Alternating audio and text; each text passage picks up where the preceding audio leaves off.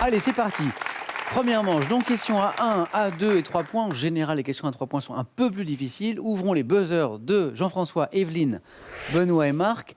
Combien de syllabes comporte ce célèbre vers de Jean Racine, extrait de Phèdre? Je le vis, je rougis. Jean-François? 12. Eh oui, bien deviné, 12, bien sûr, 12. Parce que Alexandrin, classique. Et Jean-François n'a pas eu besoin d'attendre la fin du vers, il l'avait deviné. Je le vis, je rougis, je pâlis à sa vue. Voici pour ce célèbre vers. 1 point pour Jean-François, pour 2 points maintenant. En 2017, football, quel club a remporté la Super Coupe d'Europe face à Manchester? Evelyne. Lisbonne. Face à Manchester United, Benoît. Le Real Madrid. Est une bonne réponse. 2 points. Alors, la Super Coupe d'Europe, qui oppose le vainqueur de la Champions League à celui de la Ligue Europa. Donc 2 points pour Benoît. Voici la première question à 3 points de ce soir. D'abord, tous les 4, regardez cette image. Et dites-moi, quelle locution évoquant un animal fabuleux désigne ce fruit appelé, Marc? C'est le fruit du dragon. Joli, la locution fruit du dragon, animal fabuleux. Elle est belle cette photo.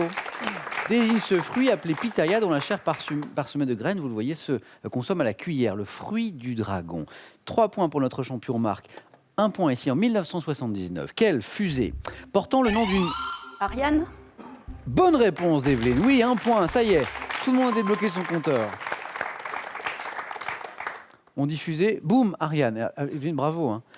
Portant le nom d'une héroïne de la mythologie grecque, c'est ce que m'apprêtais à dire, est lancée par la France depuis la base de Kourou. Ariane, là on parle d'Ariane 1, et vous savez qu'après il y a eu toute une génération de fusées Ariane. Passé simple, au passé simple, quelle forme prend le verbe savoir à la deuxième... Benoît. Su. À la deuxième personne du pluriel. Evelyne. Vous sut. Vous sut, exactement, avec un accent circonflexe sur le vous sut. 2 points, Evelyne, de plus. Vous sut répondre, si je puis me permettre, Evelyne. 3 points qui reviennent ici sur cette question. Pour ce vent, quel vent du nord-est portant un nom turc souffle de mai à septembre sur la partie sud de la Grèce et sur la mer, Evelyne? L'harmattan. Et sur la mer Égée, ce vent... Jean-François? Le zéphyr. Non plus. Ce vent du nord-est portant un nom turc, Marc? Oh, l'Aquilon, mais c'est... Non plus. C'est un joli vent, effectivement. Benoît? Le Mistral. Non. Vous faites bien de tenter, on ne sait jamais. C'était le Meltem, M-E-L-T-E-M. Meltémie, dit-on aussi parfois. Chez l'homme, quel acide organique produit-on massivement au cours d'un exercice musculaire? Benoît? La salive. Non. Jean-François? L'acide lactique. L'acide lactique. Benoît? Pour un sportif comme vous.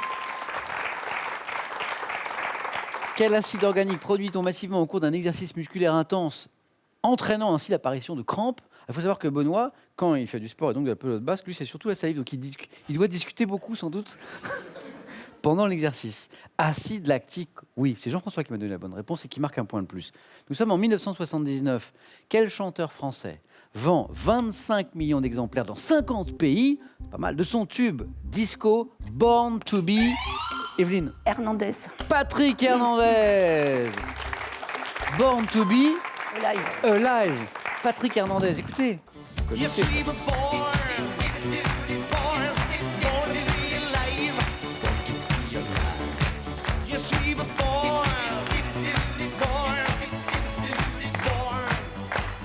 Born to Be Alive. Ce tube, 25 millions d'exemplaires. Patrick Hernandez, vous savez, avec sa célèbre canne. Et on continue d'ailleurs à le jouer, ce tube d'ailleurs, Born to Be Alive. Evelyne, 2 points de plus. Quel petit passereau insectivore pour 3 points devant son nom au fait qu'il niche dans les trous des murs? Apprécie, Evelyne, encore. Le troglodyte. Et la bonne réponse, 3 points de plus, le troglodyte.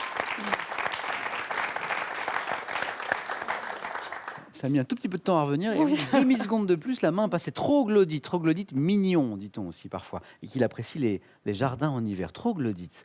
Sous l'Ancien Régime, quel document portant le sceau du... Evelyne? Les cahiers de doléances. Le sceau du roi condamnait sans jugement à l'exil ou à l'emprisonnement. Marc? Une lettre de cachet. Lettre de cachet, très bien, lettre de cachet.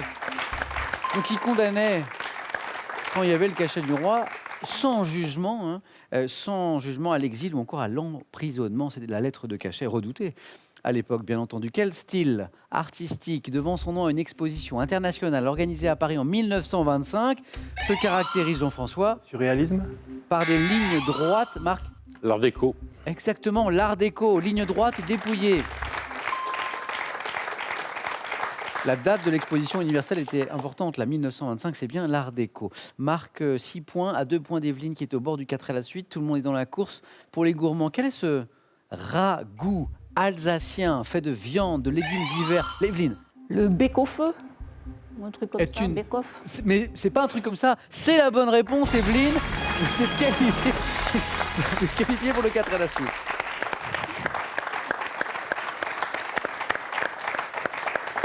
Effectivement, Evelyne, vous vous interrogiez sur la prononciation parce que si vous aviez Ouais, fourché, j'aurais été obligé de vous refuser. Et Bah c'est oui. bien le bec-au-feu. Bon, Evelyne, bravo. merci. À tout de suite, le 4 à la suite. Contente. 2 places encore à prendre. 2 points à chaque bonne réponse pour Jean-François, Benoît, Marc. En 1958, quel acteur américain interprète Billy the Kid dans Le Gaucher d'Arthur Penn? Marc, Paul Newman. est une bonne réponse. 2 points. Marc, notre champion en titre, à 1 point du 4 à la suite. Rien n'est joué. Benoît, Jean-François, on reste bien concentrés. Écoutez ceci. What do you do?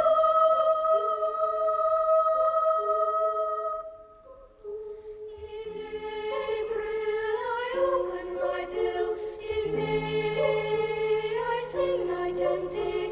In June I change my tune. In July far I fly. In August C'est beau. Je sais qu'il y a des passionnés de musique parmi nous ce soir. L'air qu'on vient d'entendre est de circonstance en ce vendredi après-midi, puisqu'il est tiré d'une œuvre intitulée Friday Afternoons. Quel musicien, considéré comme le compositeur le plus important de la musique britannique du XXe siècle, en est l'autre? Jean-François? Britten. Benjamin Britten est la bonne réponse. Parmi les passionnés de musique, je pensais bien sûr à Jean-François. Vous connaissez son œuvre, Jean-François?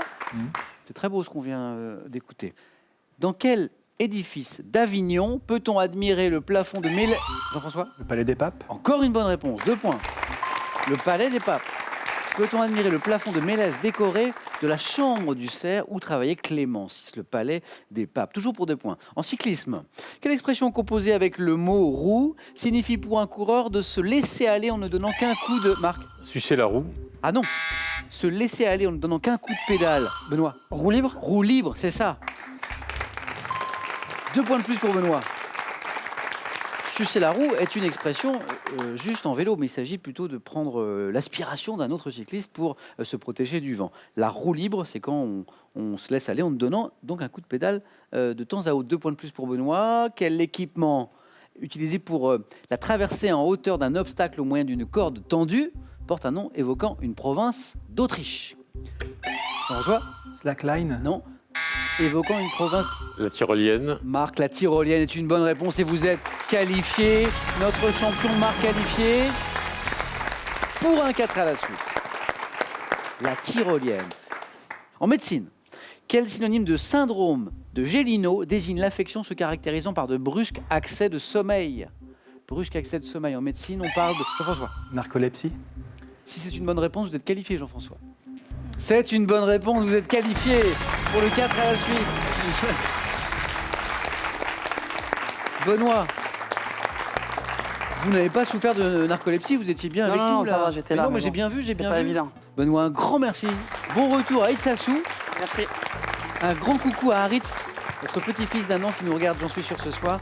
Et Benoît, ce cadeau est pour vous. idcadeau.fr vous offre une activité insolite. Vivez une expérience inoubliable en hélicoptère ou passez un séjour dans une cabane perchée. C'est vous qui choisissez. Partez à la cueillette des champignons. Ce coffret et ces 2 livres vous permettront d'identifier à coup sûr les champignons les plus courants de nos régions, mais aussi de les cueillir, de les conserver et de les cuisiner.